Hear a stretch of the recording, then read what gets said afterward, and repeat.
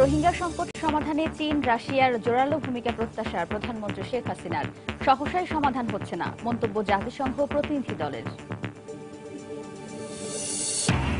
অক্টোবরেই একাদশ সংসদ নির্বাচনের তফসিল জানালেন নির্বাচন কমিশনার। খুলনা ও গাজীপুরে জমজমাট সিটি নির্বাচনের প্রচারণা।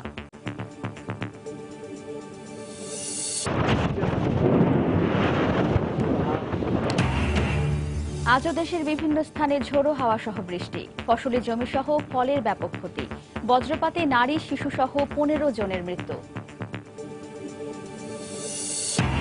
ফেনীতে পরিত্যক্ত অবস্থায় নবজাতক উদ্ধার, আইন অনুযায়ী ব্যবস্থা জানালেন সিভিল সার্জন।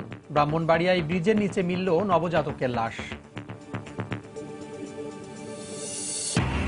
এবং 2 মাস পর মধ্যরাতে শেষ হচ্ছে নদীতে মাছ ধরার উপর নিষেধাজ্ঞা, জাল ফেলতে প্রস্তুত জেলেরা, কাঙ্ক্ষিত ইলিশ পাওয়ার আশা।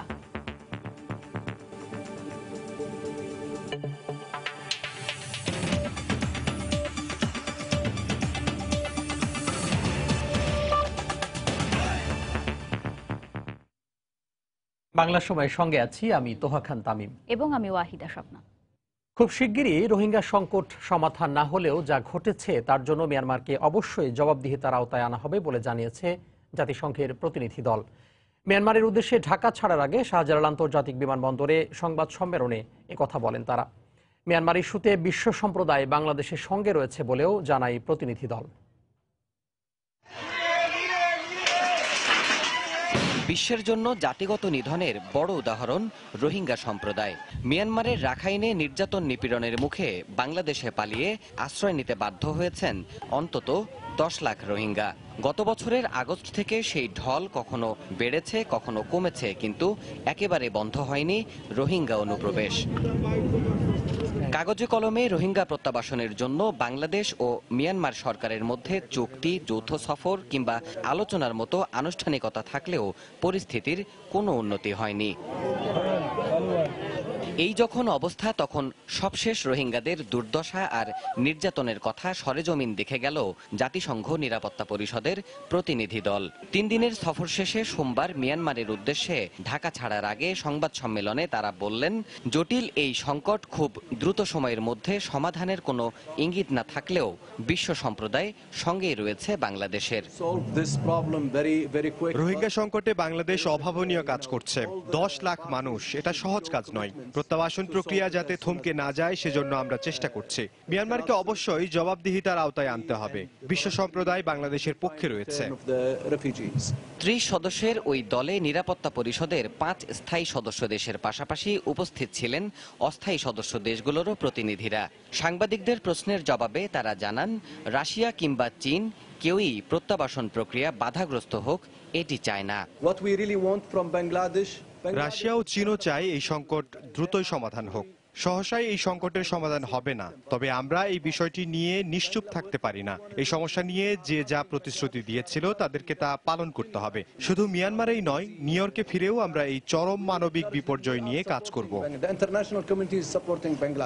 বিপুল সংখ্যক বাস্তুচ্যুত রোহিঙ্গাদের আশ্রয় দিয়ে বাংলাদেশ বিশ্বের বুকে অসামান্য এক মানবিকতার দৃষ্টান্ত গড়েছে বলেও জানিয়ে গেলেন নিরাপত্তা পরিষদের সফররত প্রতিনিধিরা।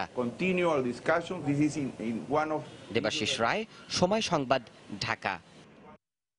এদিকে রোহিঙ্গা সংকট সমাধানে চীন, রাশিয়া, ভারত ও জাপানের জোরালো ভূমিকা প্রত্যাশা করেছেন প্রধানমন্ত্রী শেখ হাসিনা। সকালে রোহিঙ্গা পরিস্থিতি পরিদর্শনে বাংলাদেশে আসা জাতিসংঘ নিরাপত্তা পরিষদের প্রতিনিধিরা প্রধানমন্ত্রীর সঙ্গে দেখা করতে গেলে তিনি একথা বলেন। সকাল 9টায় শেখ হাসিনার সঙ্গে সৌজন্য সাক্ষাৎ করতে যান নিরাপত্তা পরিষদের 14 সদস্যের একটি প্রতিনিধি দল। এর নেতৃত্বে ছিলেন পরিষদের সভাপতির দায়িত্বে থাকা পেরুর স্থায়ী প্রতিনিধি গুস্তাভো মেজা ভেলাস্কেজ। রোহিঙ্গা সংকট মোকাবিলায় বাংলাদেশ কোনো সংঘাত চায় না বলে নিরাপত্তা পরিষদের প্রতিনিধিদের জানিয়েছেন প্রধানমন্ত্রী। বিশ্ব সম্প্রদায়ের প্রতি মিয়ানমারের ওপর চাপ অব্যাহত রাখার আহ্বানও পুনর্ব্যক্ত করেন Sheikh Hasina.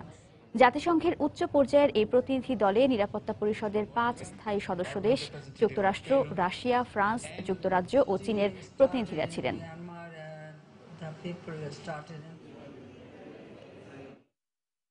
We saw that there are very much distressed people, so we decided to give them shelter. 77 first it started, and since then several times it happened, but that time the number was not this much, but after that, after discussion, many people return home.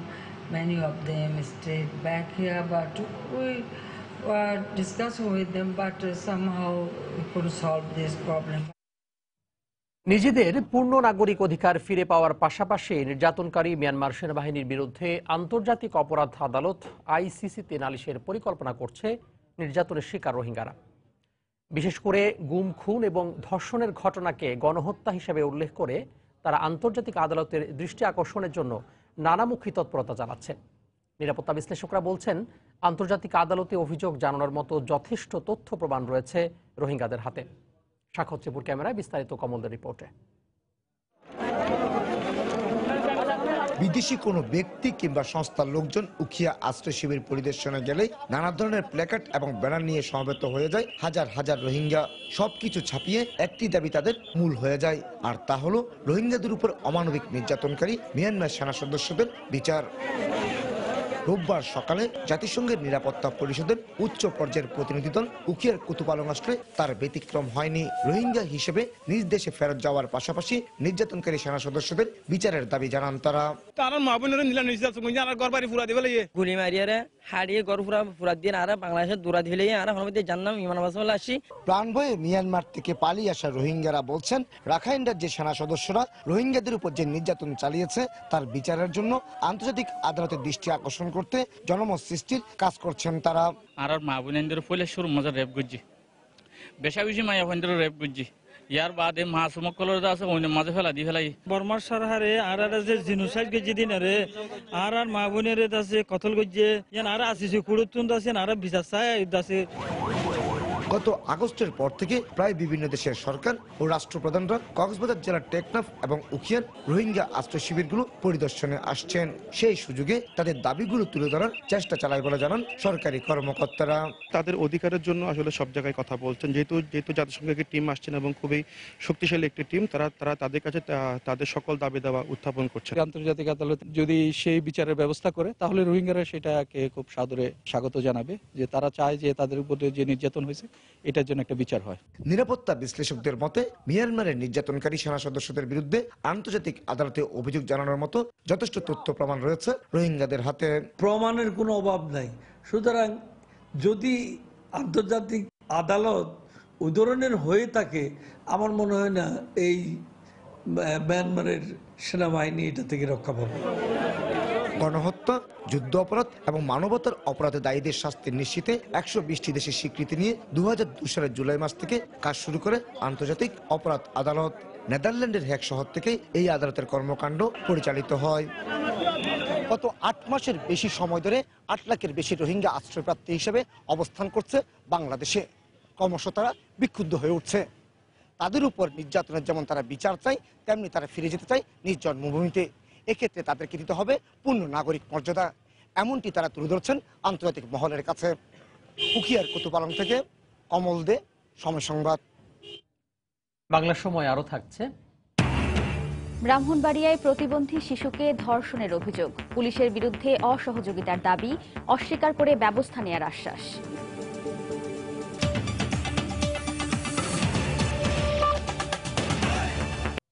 আজও দেশের বিভিন্ন স্থানে ঝোড়ো হাওয়া সহ বৃষ্টি হয়েছে। দুর্যোগপূর্ণ আবহাওয়ার কারণে 2 ঘন্টা বন্ধ থাকে পাটুরিয়া দৌলদিয়া এবং কাঁঠালবাড়ি শিমুলিয়া রুটে নৌযান চলাচল। এতে দুর্ভোগে পড়েন যাত্রীরা। এদিকে বজ্রপাতে নারায়ণগঞ্জ সহ দেশের 9 জেলায় 15 জনের মৃত্যু হয়েছে।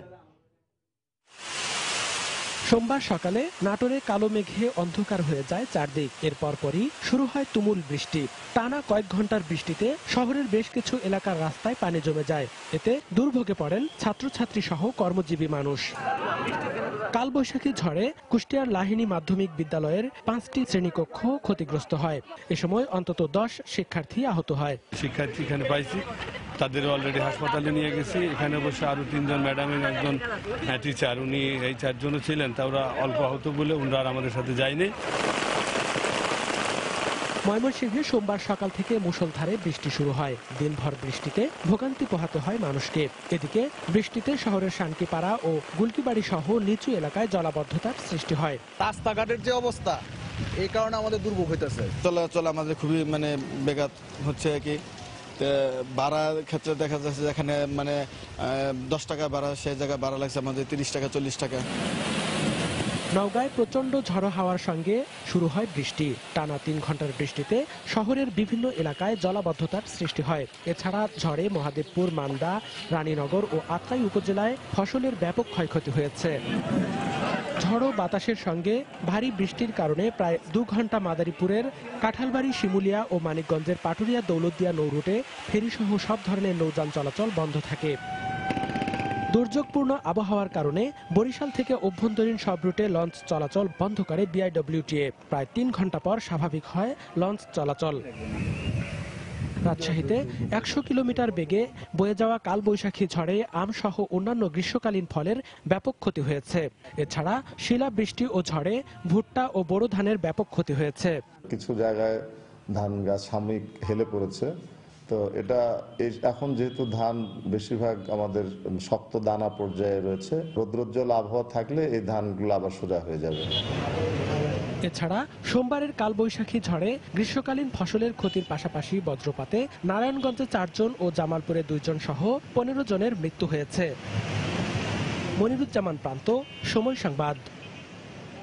এদিকে বজ্রপাতে নিহত কৃষি শ্রমিকদের পরিবারকে সর্বোচ্চ 2 লাখ টাকা সহায়তা দেওয়া হবে বলে জানিয়েছেন শ্রম প্রতিমন্ত্রী মুজিবুল হক চুন্নু। সকালে সচিবালয়ের সংবাদ সম্মেলনে মন্ত্রী আরও জানান, শ্রমিক কল্যাণ ফাউন্ডেশনের তহবিলে 3.25 কোটি টাকা জমা হয়েছে। এর মধ্যে 22 কোটি টাকা বিভিন্ন সময়ে নিহত শ্রমিকদের পরিবারকে বিতরণ করা হয়েছে। কোনো অপ্রতিষ্ঠাকারী শ্রমিক যদি কাজ করতে গিয়ে মারা যায় তাহলে আমরা সর্বোচ্চ 2 লক্ষ টাকা পরিবার সাহায্য করতে পারবো। 100 সামান্য কিছু বেশি প্রতিষ্ঠান এই ফান্ডে টাকা জমা দিচ্ছেন। বেনিফিশিয়ারি তাদেরকে 22 কোটি টাকা দেওয়ার পরেও এই মুহূর্তে প্রায় 350 কোটি টাকা এই ফান্ডে আছে। সারা বাংলাদেশের সংবাদপত্র শিল্প সহ সকল শিল্প এবং ব্যবসা প্রতিষ্ঠানকে অনুরোধ করব, বেসিক লটা মেনে 5% অংশটা ওই প্রতিষ্ঠানের কর্মকর্তা কর্মচারীকে ভাগ করে দেওয়ার জন্য বলবো। আমরা এই শুধুমাত্র শিল্প কারখানা দিয়েছি, এখন আমরা সবাই কিছু দিব। সকালে বন্ধ রাখা হলেও বরিশাল থেকে সব রুটের লঞ্চ চলাচল স্বাভাবিক রাখার ঘোষণা দিয়েছে বিআইডব্লিউটিএ। সেই খবর জানাতে এই মুহূর্তে বরিশাল লঞ্চ ঘাট টার্মিনালে আছেন রিপোর্টার ফেরদাউস সোহাগ। আমরা সরাসরি চলে যাচ্ছি তার কাছে। সোহাগ। ধন্যবাদ তামিম আপনাকে। আজকে কিন্তু সকাল থেকে এই পর্যন্ত যে আবহাওয়ার পরিস্থিতি ছিল, এখনকার পরিস্থিতি কিন্তু এই তুলনামূলক একটু ভিন্ন, অর্থাৎ উন্নতি হয়েছে। দুর্যোগপূর্ণ আবহাওয়া এই মুহূর্তে কিন্তু নেই এবং সেই কারণে কিন্তু লঞ্চ চলাচল স্বাভাবিক রয়েছে। সারাদিন 3.5 ঘন্টার মতো লঞ্চ চলাচল বন্ধ রয়েছে, বন্ধ ছিল। আমরা একটু দেখাবার চেষ্টা করছি। এই মুহূর্তে আমরা রয়েছি বরিশাল নদী বন্দরে, যে জায়গাটিতে স্থানীয় এবং অভ্যন্তরীণ লঞ্চগুলো যে জায়গা থেকে চলাচল করে সেই জায়গাটিতে কর্তৃপক্ষ যেটা জানিয়েছে আমাদেরকে, সকালের দিকে বেশ ভালোই আবহাওয়া ছিল, কিন্তু দুপুরের দিকে হঠাৎ করে 12টার দিকে আবহাওয়ার অবস্থাটা দুর্যোগপূর্ণ হয়ে ওঠে এবং ঝড় বৃষ্টি শুরু হয়। সেই কারণে কিন্তু কোনো রকমের প্রাণহানি অথবা দুর্ঘটনা যাতে না ঘটে সেই বিষয়টি মাথায় রেখে কর্তৃপক্ষ বিআইডব্লিউটিএ কিন্তু লঞ্চ চলাচল বন্ধ ঘোষণা করে। দুপুর 12টা থেকে বেলা 3:30 পর্যন্ত লঞ্চ চলাচল বন্ধ ছিল। আমরা দেখাবার চেষ্টা করছি। আমরা কিছুক্ষণ আগে স্থানীয় অভ্যন্তরীণ রুটের যে লঞ্চগুলো রয়েছে সেগুলো দেখিয়েছিলাম। এখন আমরা দেখাবার চেষ্টা করছি বরিশাল থেকে ঢাকা রাজধানীর উদ্দেশ্যে যে লঞ্চগুলো চলাচল করবে, যে লঞ্চগুলো ছেড়ে যাবে, সেই লঞ্চগুলোতে কিন্তু যাত্রী তোলা হচ্ছে এবং সেই লঞ্চগুলো 6টি লঞ্চ অপেক্ষা করছে বরিশাল থেকে ঢাকার উদ্দেশ্যে যাত্রা করার জন্য। 8:30 থেকে শুরু হবে এবং 9:45 পর্যন্ত, 9:30 পর্যন্ত এই লঞ্চগুলো বরিশাল থেকে ঢাকার উদ্দেশ্যে ছেড়ে যাবে। এবং এই লঞ্চগুলোর কারণে কিন্তু এই লঞ্চগুলোর জন্য কিন্তু প্রচুর যাত্রী অপেক্ষা করছে এবং লঞ্চগুলোর ভেতরেও যাত্রী রয়েছে। আমরা কথা বলেছিলাম বিআইডব্লিউটিএ কর্তৃপক্ষের সাথে, তারা যেটি বলেছে যে আবহাওয়ার ভালো হওয়ার কারণে কিন্তু লঞ্চগুলো চলাচলের অনুমতি দেওয়া হয়েছে। এছাড়া আমরা বিভিন্ন জায়গায় কথা বলে যেটা জানতে পেরেছি যে এই দুর্যোগপূর্ণ আবহাওয়ার কারণে তেমন খুব একটা ক্ষয়ক্ষতি হয়নি, তবে 65 কিলোমিটার বেগে বাতাস বয়ে গিয়েছিল এবং যে আজকে বৃষ্টিপাত হয়েছে 25 মিলিমিটার। তো বর্তমান যে পরিস্থিতি রয়েছে তার সুন্দর এবং আবহাওয়াটাই একেবারেই স্বাভাবিক বলে মনে হচ্ছে। আমরা একটু জানিয়ে রাখি যে আজকে বরিশাল থেকে যে লঞ্চগুলো বিভিন্ন গন্তব্যে যাত্রা করবে ঢাকার উদ্দেশ্যে, তার মধ্যে সুরভি রয়েছে, সুন্দরবন রয়েছে, কীর্তনখোলা রয়েছে, পারাবত রয়েছে, ফারহান রয়েছে। তো বরিশাল থেকে লঞ্চ বিভিন্ন গন্তব্যে ছাড়ার জন্য কিন্তু প্রস্তুত রয়েছে। আর স্থানীয় অভ্যন্তরীণ রুটের লঞ্চগুলো কিন্তু আগেই যাতায়াত শুরু হয়েছে, কিন্তু আমরা জানিয়েছি। তো এই ছিল মোটামুটি বরিশাল থেকে সর্বশেষ। তোহা। বরিশাল লঞ্চ ঘাট টার্মিনাল থেকে আমাদের সাথে যোগ দিয়েছিলেন সহকর্মী ফেরদাউস সোহাগ। এদিকে দেশের বিভিন্ন স্থানে কালবৈশাখী ঝড় ও বজ্রসহ বৃষ্টিপাত আরও দুদিন থাকার সম্ভাবনা রয়েছে বলে জানিয়েছে আবহাওয়া অধিদপ্তর। সকালে অধিদপ্তরের উপপরিচালক আয়েশা খাতুন এই তথ্য জানান। স্কোয়ার লাইনটা দেশের উত্তর পশ্চিমাঞ্চল থেকে শুরু করে দেশের দক্ষিণ পূর্বাঞ্চল পর্যন্ত এটা বিস্তৃত এবং এই মানে আস্তে আস্তে উত্তর থেকে দক্ষিণের দিকে আসতেছে আর কি, এবং এই দেশের বিভিন্ন জায়গায় এই ঝোড়ো হাওয়াগুলি সংগঠিত হচ্ছে। তো এই ধরনের যে ঝোড়ো হাওয়া সেটা আগামী আরো 2 দিনে দেশের বিভিন্ন জায়গায় হয়। অক্টোবর মাসে একাদশ জাতীয় সংসদ নির্বাচনের তফসিল ঘোষণা করা হবে বলে জানিয়েছে নির্বাচন কমিশনার মোহাম্মদ রফিকুল ইসলাম। দুপুরে ইসি সচিবালয়ে আয়োজিত সংবাদ সম্মেলনে তিনি একথা জানান। 25টি সংসদীয় আসনে পরিবর্তন এনে সীমানা পুনর্নির্ধারণ খসড়া চূড়ান্ত করা হয়েছে বলেও জানান এই নির্বাচন কমিশনার। আমার আজকে 30 তারিখ, আমাদের আশা করতেছি যে আমরা অক্টোবরের মধ্যে আমাদের শিডিউলটা ডিক্লেয়ার করব। 2013 সনে যে সীমানাটা নির্ধারিত করা হয়েছিল সেই সীমানার মধ্যে থেকে আমরা 40টাকে পরিবর্তন করেছিলাম। আমরা কিন্তু 300 আসনের গেজেটটা প্রকাশ করেছিলাম। প্রতিটা আসনের উপর ভিত্তি করে আর্গুমেন্টগুলো ছিল, সেই আর্গুমেন্টগুলোকে ভিত্তি করেই হতেছে এই সিদ্ধান্ত নেওয়া হয়েছে। সপ্তম দিনের মতো প্রচারণায় নেমেছেন গাজীপুর ও খুলনা সিটি নির্বাচনের মেয়র ও কাউন্সিলর প্রার্থীরা। সকাল থেকেই প্রার্থী ও তাদের সমর্থকদের মিছিল, মিটিং আর পথসভায় জমজমাট হয়ে ওঠে 2 সিটির নির্বাচনী আমেজ। খুলনায় প্রচারণায় অংশ নিয়ে আওয়ামী লীগ ও বিএনপি প্রার্থী একে অপরের বিরুদ্ধে পাল্টাপাল্টি অভিযোগ করেন। অন্যদিকে গাজীপুর সিটিতে একই মঞ্চে উপস্থিত হন বড় 2 দল সহ অন্যান্য মেয়র প্রার্থীরা। একই মঞ্চে দাঁড়িয়ে উন্নয়নের সমৃদ্ধ আর পরিকল্পিত নগরী গড়ার শপথ গাজীপুর সিটি নির্বাচনের মেয়র প্রার্থীদের। সোমবার জয়দেবপুর কনভেনশন হলে সুজনের আয়োজনে জনতার মুখোমুখি অনুষ্ঠানে একত্রিত হন আওয়ামী লীগ, বিএনপি সহ 7 মেয়র প্রার্থী। নির্বাচিত হলে মাস্টার প্ল্যানের মাধ্যমে নগরীর জলাবদ্ধতা নিরসন, প্রশস্ত রাস্তা ও ফুটপাত নির্মাণ সহ নানা প্রতিশ্রুতি আওয়ামী লীগ প্রার্থীর। অন্যদিকে কাউন্সিলরদের সঙ্গে নিয়ে নগরীর সমস্যার সমাধানে নজর দেওয়ার কথা জানালেন বিএনপি প্রার্থী।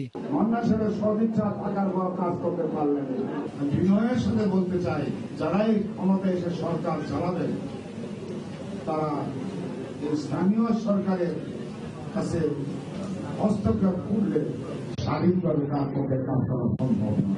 সেই হিসাবে এয়ারপোর্ট থেকে রাজেন্দ্রপুর পর্যন্ত আমরা একটা হাইওয়ে রোডের জন্য আমার পক্ষ থেকে প্রস্তাব আছে, এবং আমি এখানে গার্মেন্টস সেক্টরের জন্য 5টা অর্থনীতি জোন করতে চাই। ফুটপাত, আমাদের ড্রেনের ব্যবস্থা, সব জায়গার পানি যেন আমাদের তুরাগ এবং চিলাই নদীতে নামতে পারে, সে ধরনের আমি একটি মাস্টার প্ল্যান নিয়েছি।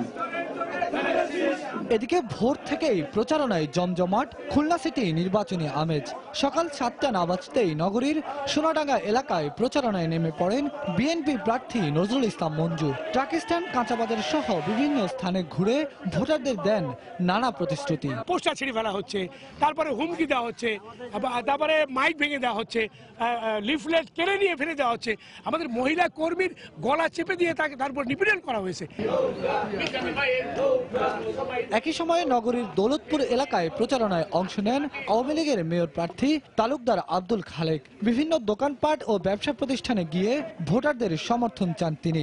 জবাব দেন বিএনপি প্রার্থীর অভিযোগের।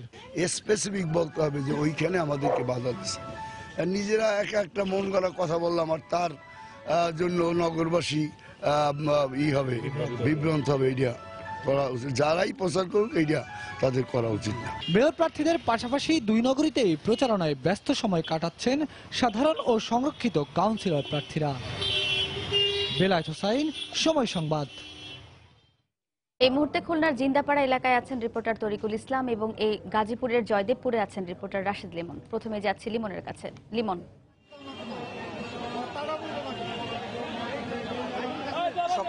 এই মুহূর্তে আমি আছি গাজীপুর নগরীর জোরপুকুর এলাকায়। সকাল থেকেই কিন্তু আমরা দেখছি যে বৃষ্টিকে উপেক্ষা করে কিন্তু এখানে যারা প্রার্থীরা রয়েছেন, বিশেষ করে মেয়র প্রার্থীরা, তারা কিন্তু প্রচারণায় ব্যস্ত রয়েছেন। এবং সকালে কিন্তু আমরা দেখেছি 2 জন প্রার্থী জনতার মুখোমুখি হয়ে নানা প্রশ্নের জবাব দিয়েছেন, নানা প্রতিশ্রুতি দিয়েছেন সাধারণ মানুষকে। এই মুহূর্তে কিন্তু আসলে আমরা দেখছি যে এলাকায় যেখানে যে পথসভা হচ্ছে, এই পথসভায় কিন্তু যে বিএনপির মেয়র প্রার্থী হাসানুদ্দিন সরকার তিনি কিন্তু এই পথসভায় যোগ দিয়েছেন এবং এই পথসভায় তিনি বক্তব্য রাখছেন এবং এখানে আমরা দেখেছি যে তার এই পথসভাকে কেন্দ্র করে স্থানীয় যে নেতাকর্মী রয়েছে, তৃণমূলের এখানে যে নেতাকর্মী রয়েছে তারা কিন্তু এখানে এসে হাজির হয়েছেন, তারা বক্তব্য দিচ্ছেন এবং এই যে ধানের শীষের পক্ষে ভোট চাইছেন এবং পাশাপাশি তারা কিন্তু এলাকার যে স্থানীয় যে এই এলাকার যে সমস্যাগুলো সেই সমস্যাগুলোর কথা সাধারণ মানুষ থেকে শুনে নিচ্ছেন, শুনে নিয়ে কিন্তু তারা সেগুলো সেভাবে তাদের যে সমস্যার সমাধানের আশ্বাস সেই আশ্বাসগুলো তারা দিচ্ছেন এবং আমরা দেখেছি যে বেলা যত বাড়ছে সকাল থেকে কিন্তু সকালে আমরা দেখেছি যে সকাল থেকে এই যে প্রতারণার যে ব্যস্ততা সেই ব্যস্ততা কিন্তু একদিকে যেমন রয়েছে, পাশাপাশি কিন্তু এর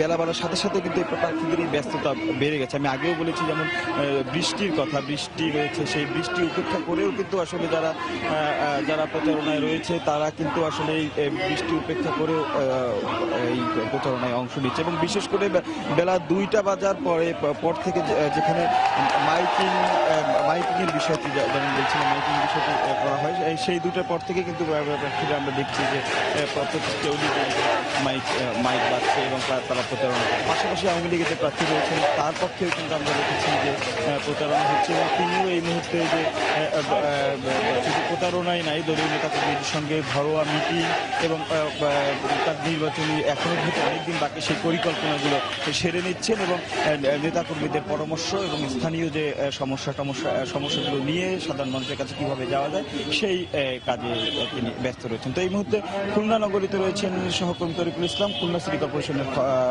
খবর জানতে চলে যাচ্ছে তার কাছে। তরিকুল।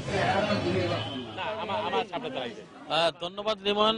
খুলনা কিন্তু এই মুহূর্তে নির্বাচনী প্রচার প্রচারণা এতটাই চলছে যে নির্বাচনের নগরীতে পরিণত হয়েছে এবং দিন যত গড়াচ্ছে নির্বাচনী প্রচার প্রচারণা ততটা ভিন্ন মাত্রা যোগ হচ্ছে। এখানে একটা বিষয় উল্লেখযোগ্য যে খুলনা সিটি কর্পোরেশন নির্বাচনে মেয়র এবং কাউন্সিলর পদে যারা প্রতিদ্বন্দ্বিতা করছেন, বিশেষ করে মেয়র পদে যারা প্রতিদ্বন্দ্বিতা করছেন তাদের পক্ষে কিন্তু কেন্দ্রীয় নেতারা এই নির্বাচনে অংশ নিয়ে প্রচারণা তারাও চালাচ্ছেন, বিএনপি এবং আওয়ামী লীগ দুভাই দলেরই। এছাড়া কিন্তু পিছিয়ে নেই কাউন্সিলর প্রার্থীরাও, বিশেষ করে নারী কাউন্সিলর এবং পুরুষ কাউন্সিলর উভয়ই কিন্তু তারা কিন্তু নির্বাচনী প্রচার প্রচারণা তারাও মেয়র প্রার্থীর সাথে তারা পাল্লা দিয়ে তারা চালাচ্ছেন এবং এই মুহূর্তে আমি রয়েছি নগরীর জিন্নাপাড়া এলাকায়। এখানকার স্বতন্ত্র কাউন্সিলর প্রার্থী শরীফুল ইসলাম মুন্না লাঠি প্রতীক নিয়ে তিনি তার প্রচারণা সমর্থকদের নিয়ে চালাচ্ছেন এবং তিনি এলাকায় প্রতিশ্রুতি দিচ্ছেন অন্যান্য কাউন্সিলরদের মতো যে এই এলাকায় জলবদ্ধতার একটা সমস্যা রয়েছে, আবর্জনা ব্যবস্থাপনার একটি অভাব রয়েছে এবং এখানে সুপেয় পানির একটি সমস্যা রয়েছে, ড্রেনেজ ব্যবস্থার সমস্যা রয়েছে। এই সব কিছুই কিন্তু তারা কিন্তু তার এই আশ্বাসগুলো তারা দিয়ে যাচ্ছেন ভোটারদের কাছে এবং এভাবে তারা ভোট প্রার্থনা করছেন। অপরদিকে কিন্তু আমরা মেয়র প্রার্থীদেরও দেখেছি সকাল থেকে কিন্তু তারা ভোট থেকে তারা তাদের নির্বাচনী প্রচার প্রচারণা চালিয়ে যাচ্ছেন এবং এই প্রচার প্রচারণায় তারা কিন্তু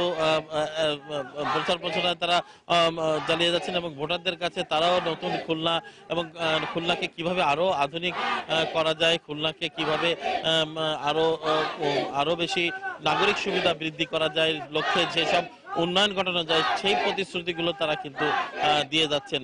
তো সব মিলিয়ে কিন্তু আমরা বলতে পারি যে খুলনা এখন আসলে নির্বাচনের নগরী এবং খুলনায় কিন্তু নির্বাচনী আমেজ এখন জমজমাট। তো এই ছিল আমার কাছে খুলনা থেকে নির্বাচনী প্রচার প্রচারণার সর্বশেষ। মেয়র ও কাউন্সিলর প্রার্থীদের প্রচার প্রচারণায় সরগরম গাজীপুর ও খুলনা সিটি কর্পোরেশন। সেই খবর জানাতে খুলনা থেকে যোগ দিয়েছিলেন রিপোর্টার তরিকুল ইসলাম এবং এর আগে গাজীপুর থেকে আমাদের সঙ্গে যোগ দিয়েছিলেন রিপোর্টার রাশেদ লিমন। বাংলার সময় আরো থাকছে। অনুমোদনের 3 মাস পরও শুরু হয়নি শরীয়তপুরের নদী ভাঙন রোধ প্রকল্পের কাজ। বসত ভিটা হারানোর শঙ্কায় কয়েক লাখ মানুষ।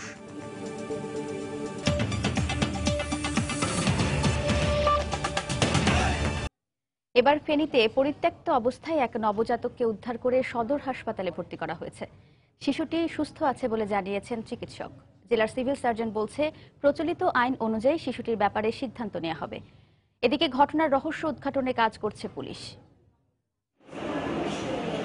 এলাকাবাসী জানায় রোববার রাতে ফেনী শহরের সুলতানপুর এলাকার রাস্তার পাশের একটি ঝোপের মধ্যে কান্নার আওয়াজ শুনতে পান পথচারী এক নারী। এ সময় নবজাতক একটি কন্যা শিশুকে দেখতে পেয়ে তাকে উদ্ধার করে বাড়ি নিয়ে যান। পরে স্থানীয়দের মাধ্যমে তাকে সদর হাসপাতালে ভর্তি করা হয়। খবর পেয়ে বাচ্চাটি দেখভালের দায়িত্ব নেয় বেসরকারি একটি স্বেচ্ছাসেবী সংগঠন। আমি কান্না শুনি গতম বাইরে যাই, আমি মেয়েটা লই আসছি।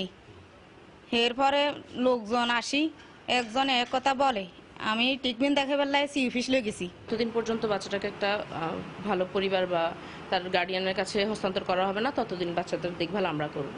সোমবার সকালে পরীক্ষা নিরীক্ষার পর শিশুটি সুস্থ আছে বলে জানান হাসপাতালের চিকিৎসক। এ সময় দেশের আইন অনুযায়ী পরবর্তী পদক্ষেপ নেওয়ার কথা জানান সিভিল সার্জন। বাচ্চা ফিজিক্যালি হেলদি, আমি এটুকু বলতে পারি, কনফিডেন্টলি বলছি।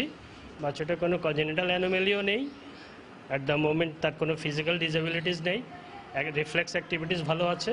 যদি তার কোনো বাবা মা পাওয়া না যায়, সেটি আমরা তার যদি কেউ অভিভাবকত্ব দাবি করে দেশের প্রচলিত আইন অনুযায়ী আমরা সেটিকে আমরা দেব।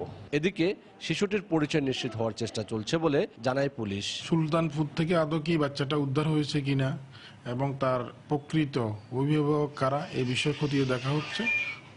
পরবর্তী তদন্ত সাপেক্ষে আইনগত ব্যবস্থা গ্রহণ করা হবে। এর আগে গত বছরের ডিসেম্বরে ফেনী সদর হাসপাতালের সিঁড়ির নিচ থেকে এক নবজাতককে উদ্ধার করা হয়েছিল। আতিয়াস সজল, সময় সংবাদ, ফেনী।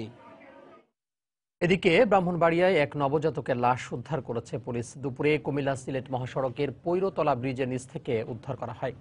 পুলিশ জানায় নবজাতকটির লাশ পড়ে থাকতে দেখে থানায় খবর দেয় এলাকাবাসী। পরে ঘটনাস্থল থেকে লাশটি উদ্ধার করে জেলা সদর হাসপাতাল মর্গে পাঠানো হয়। কে বা কারা নবজাতকের লাশটি ফেলে গেছে সে সম্পর্কে কিছু জানাতে পারেনি পুলিশ। 2 মাস সরকারি নিষেধাজ্ঞার পর মাছ ধরতে নদীতে নামার প্রস্তুতি নিচ্ছেন ভোলার জেলেরা। আগামীকাল থেকে আবারও জাল জেলেতে ভরে উঠবে মেঘনা তেঁতুলিয়ার বুক। দীর্ঘদিনের কর্মহীন সময় আর দুঃখ কষ্টে ভুলে রূপালী ইলিশের নতুন স্বপ্ন দেখছেন মৎস্যজীবীরা। এবার মাছ উৎপাদনের লক্ষ্যমাত্রা ছাড়িয়ে যাওয়ার আশা করছে মৎস্য বিভাগ। নাসিরুদ্দিন লিটনের তথ্য, উৎপল দেবনাথের ছবি নিয়ে রিপোর্ট। ইলিশের উৎপাদন বৃদ্ধি ও জাটকা রক্ষায় 2 মাসের নিষেধাজ্ঞা শেষ হচ্ছে আজ মধ্যরাতে। বিগত বছরের মতো এবারও 1 মার্চ থেকে 30 এপ্রিল পর্যন্ত ভোলা সদর উপজেলার ইলিশা পয়েন্ট থেকে চরপিয়াল, মেঘনা নদীর 90 কিলোমিটার ও তেঁতুলিয়া নদীর চর ভেদুরিয়া থেকে পটুয়াখালী চরস্তম পর্যন্ত 100 কিলোমিটার এলাকায় সব ধরনের মাছ ধরায় নিষেধাজ্ঞা রয়েছে। এ সময় আইন অমান্য করে কিছু জেলে মাছ শিকার করলেও অধিকাংশই বেকার ছিলেন। নিষেধাজ্ঞা শেষ হবার পর কর্মহীন এসব জেলেরা নতুন উদ্যমে জাল নৌকা নিয়ে প্রস্তুতি নিচ্ছেন ইলিশ শিকারের। জেলে ও ব্যবসায়ীদের সরব উপস্থিতিতে পূর্ণরূপে ফিরতে শুরু করেছে মাছ ঘাটগুলো। নতুন করে ইলিশ শিকারের মাধ্যমে 2 মাসের ধার দেনা পরিশোধের স্বপ্ন দেখছেন জেলেরা। অভিযান মোটামুটি যেভাবে সফল হচ্ছে, আল্লাহর রহমতে আগামীতে বড় ইলিশের সংখ্যা বেশি হবে এবং জেলেরও মাছ বেশি পাবো। বোট জালটা লেডি লাইন করতে আছি, আমরা ইনশাল্লাহ আবার মাছ ধরতে নামবো। আদার করে দিমু, আমরাও কিছু খামু, দানা বানা আস্তে আস্তে দানা শোধ করব। আর সরকারের উদ্দেশ্য পুরোপুরি সফল করতে জেলেদের মধ্যে সচেতনতা বৃদ্ধির পাশাপাশি পুনর্বাসনের দাবি জানিয়েছেন এই উন্নয়ন কর্মী। সরকারি যে সুযোগ সুবিধা আছে এটা আরো বাড়াতে হবে। যদি আরো বাড়ানো হয় এবং যদি চাউলের পরিবর্তে যদি অ্যাকাউন্টে টাকা দেওয়া হয়, তাহলে জেলেরা তারা নদী থেকে তারা সরে আসবে এবং অবরোধ সফল হবে। মৎস্য বিভাগ বলছে সরকারি নিষেধাজ্ঞা সফল হওয়ায় মাছের উৎপাদন এবার বাড়বে। এই অভিযানের ফলে যেভাবে মাছ রক্ষা পেয়েছে, ইলিশ রক্ষা পেয়েছে, তাতে আগামী সময়ে জেলেরা বড় বড় মাছ পাবে এবং আমাদের গত বছরের যে লক্ষ্যমাত্রা ছিল, এবছর সেই লক্ষ্যমাত্রা অর্জন করেও আমরা আরো বেশি মাছ আহরণ করতে পারবো। জেলায় গত বছর 1,31,000 মেট্রিক টন ইলিশ উৎপাদন হয়েছে। চলতি বছর 1,40,000 মেট্রিক টন ইলিশ উৎপাদনের লক্ষ্যমাত্রা নির্ধারণ করেছে মৎস্য বিভাগ। সময় সংবাদ, ভোলা। এদিকে রাঙামাটিতে মাছের বংশবৃদ্ধি নিশ্চিত করতে কাপ্তাই হ্রদে আগামী 3 মাসের জন্য মাছ ধরা নিষিদ্ধ করা হয়েছে। সকালে এক বিজ্ঞপ্তিতে এ তথ্য জানায় বাংলাদেশ মৎস্য উন্নয়ন কর্পোরেশন। এতে জানানো হয় 1 মে থেকে 31 জুলাই পর্যন্ত কাপ্তাই হ্রদে সব ধরনের মাছ ধরা, বাজারজাতকরণ ও পরিবহন নিষিদ্ধ থাকবে। এ সময় মাছ শিকার বন্ধে নৌ পুলিশের পাশাপাশি জেলা প্রশাসনের ভ্রাম্যমাণ দলও কাজ করবে। তবে নিষেধাজ্ঞার সময়ে মৎস্য আহরণের ওপর নির্ভরশীল প্রায় 20,000 জেলেকে সহায়তা দেবে বিএফডিসি।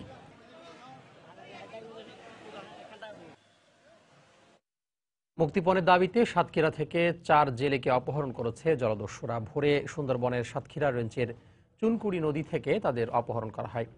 জেলেরা জানান, 1 সপ্তাহ আগে কৈখালী বন অফিস থেকে অনুমতিপত্র নিতে সুন্দরবনে মাছ ধরতে যান তারা। ভোরে মাছ ধরার সময় তাদের উপর হামলা চালায় জলদস্যুরা। এ সময় 2.5 লাখ টাকা মুক্তিপণের দাবিতে বাবুল মণ্ডল ও নূর ইসলাম সহ 4 জেলেকে অপহরণ করা হয়।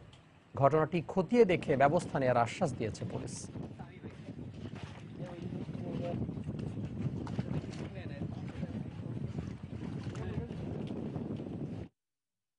ব্রাহ্মণবাড়িয়ায় 7 বছরের এক মানসিক প্রতিবন্ধী শিশু ধর্ষণের শিকার হয়েছে। শিশুটির চিকিৎসা ও অভিযুক্ত কাজলের বিচার চেয়ে পুলিশের কাছে সহযোগিতা পাননি বলে অভিযোগ স্বজনদের।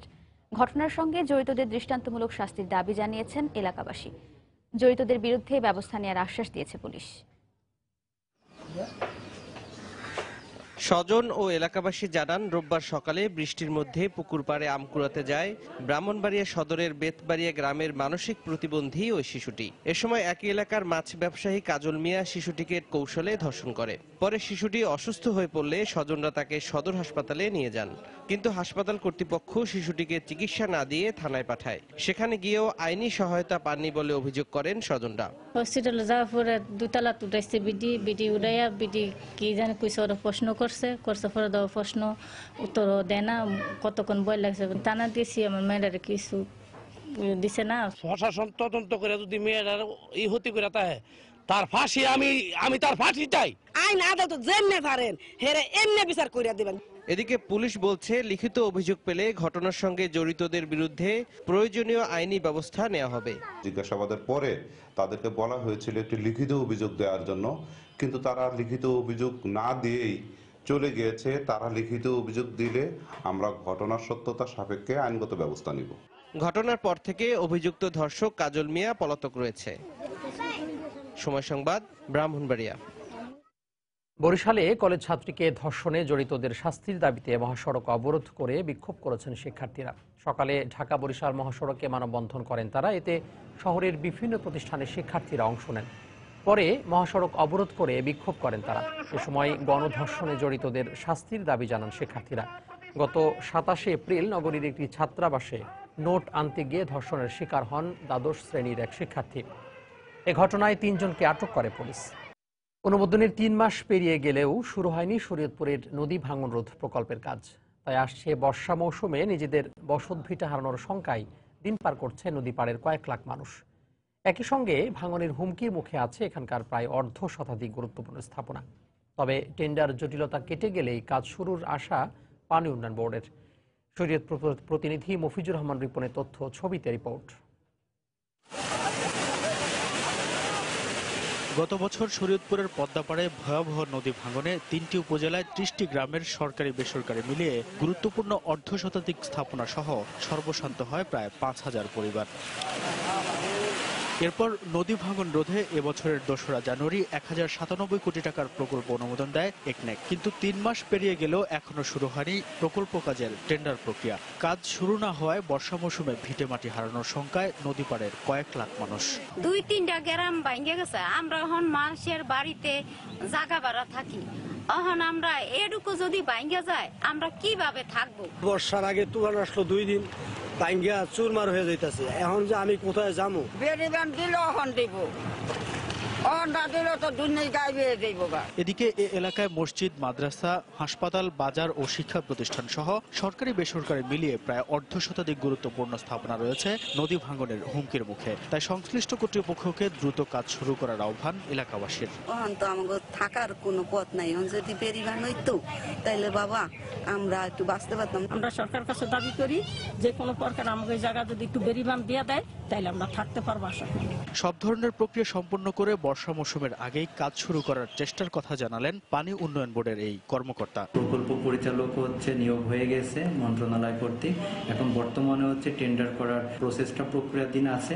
টেন্ডার সম্পন্ন হয়ে গেলে এরপরে ঠিকাদার নিয়োগ হবে। ঠিকাদার নিয়োগের মাধ্যমে কাজটা যত সম্ভব দ্রুত সম্ভব আমরা শুরু করার চেষ্টা করতেছি। নড়িয়া উপজেলা সদর সহ 2টি উপজেলার 12টি গ্রামের প্রায় 10,000 পরিবার রয়েছে নদী ভাঙনের ঝুঁকিতে।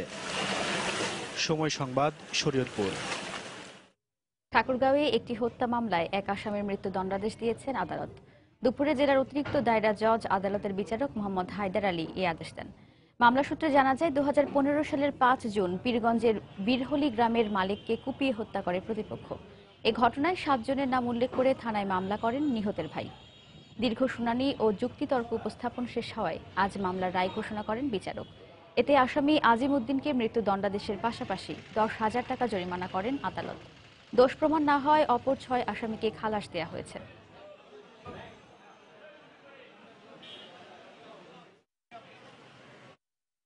ঝিনাইদহে মিলাদাস হত্যাকাণ্ডে প্রধান অভিযুক্ত আনিসুর রহমানকে গ্রেফতার করেছে পুলিশ। ভোরে শহরের বাস স্ট্যান্ড এলাকা থেকে তাকে গ্রেফতার করা হয়। পুলিশ জানায়, গ্রেফতারের পর আনিসুরের স্বীকারোক্তি অনুযায়ী ওই এলাকার শ্মশান থেকে হত্যাকাণ্ডে ব্যবহৃত দা উদ্ধার করে পুলিশ।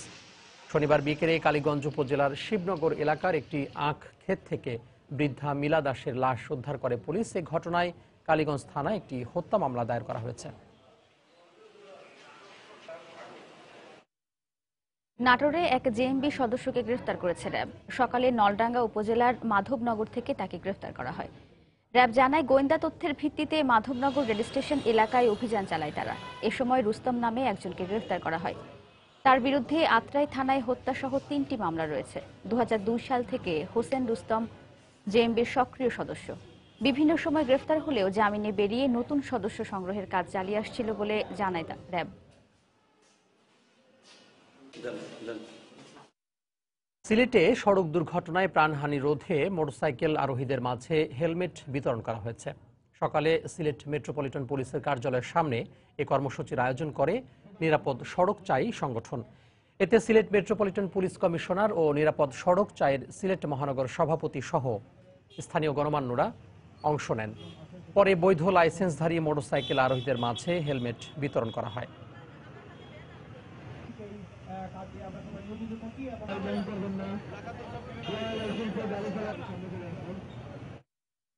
বাংলা সময় শীর্ষ সংবাদগুলো জানিয়ে দিচ্ছি আরো একবার। রোহিঙ্গা সংকট সমাধানে চীন রাশিয়ার জোরালো ভূমিকা প্রত্যাশা প্রধানমন্ত্রী শেখ হাসিনার। সহসায় সমাধান হচ্ছে না, মন্তব্য জাতিসংঘ প্রতিনিধি দলের। অক্টোবরে একাদশ সংসদ নির্বাচনের তফসিল জানালেন নির্বাচন কমিশনার। খুলনা ও গাজীপুরে জমজমাট সিটি নির্বাচনের প্রচারণা।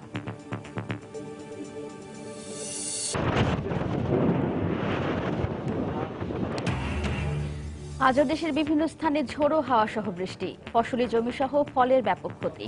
বজ্রপাতে নারী শিশু সহ 16 জনের মৃত্যু। ফেনীতে পরিত্যক্ত অবস্থায় নবজাতক উদ্ধার, আইন অনুযায়ী ব্যবস্থা জানালেন সিভিল সার্জন। ব্রাহ্মণবাড়িয়ায় ব্রিজের নিচে মিলল নবজাতকের লাশ। এবং 2 মাস পর মধ্যরাতে শেষ হচ্ছে নদীতে মাছ ধরার উপর নিষেধাজ্ঞা। জাল ফেলতে প্রস্তুতি নিচ্ছেন জেলেরা। কাঙ্ক্ষিত ইলিশ পাওয়ার আশা।